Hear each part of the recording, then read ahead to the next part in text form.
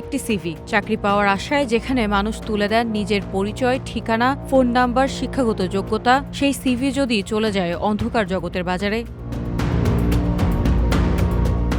Dark ওয়েবে দেয়া হয়েছে এমনই এক চাঞ্চল্যকর বিজ্ঞাপন। ম্যাডারক্স নামের পরিচয় দেয়া একটি হ্যাকার গোষ্ঠীর দাবি, তাদের হাতে রয়েছে ৬০ লাখ বাংলাদেশি চাকরি প্রার্থীর সিভি। রোববার darkforums.iu নামের একটি ওয়েবসাইটে প্রকাশিত বিজ্ঞাপনে দাবি করা হয়, এসব সিভিতে রয়েছে ব্যক্তির নাম, ফোন নাম্বার, ঠিকানা, মেইল, শিক্ষাগত যোগ্যতা, চাকরির অভিজ্ঞতা ও নানা ধরনের প্রশিক্ষণের তথ্য।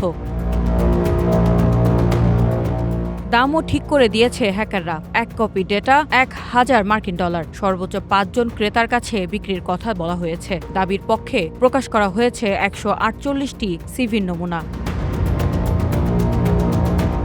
আর সেখানে রয়েছে আরও বড় রহস্য, নমুনার বেশিরভাগ সিভি পুরানো। অনেকগুলো সবশেষ হালনাগাদ হয়েছিল ২০১১ থেকে ২০১৭ সালের মধ্যে। এর মধ্যে প্রকাশিত নমুনার দুজনের সঙ্গে কথা বলে জানা গেছে তারা কয়েক বছর আগে একটি চাকরির প্ল্যাটফর্মে সিভি আপলোড করেছিলেন।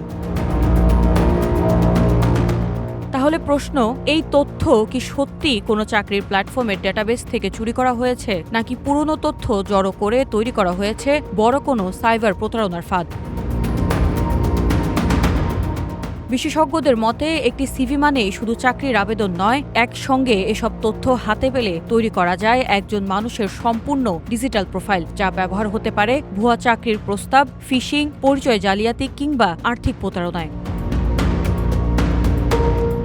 তবে সংশ্লিষ্ট চাকরির প্ল্যাটফর্মটি তথ্য ফাঁসের অভিযোগ সরাসরি অস্বীকার করেছে। আর এখন পর্যন্ত স্বাধীনভাবে নিশ্চিত করা যায়নি ৬০ লাখ সিভি সত্যি চুরি হয়েছে কিনা।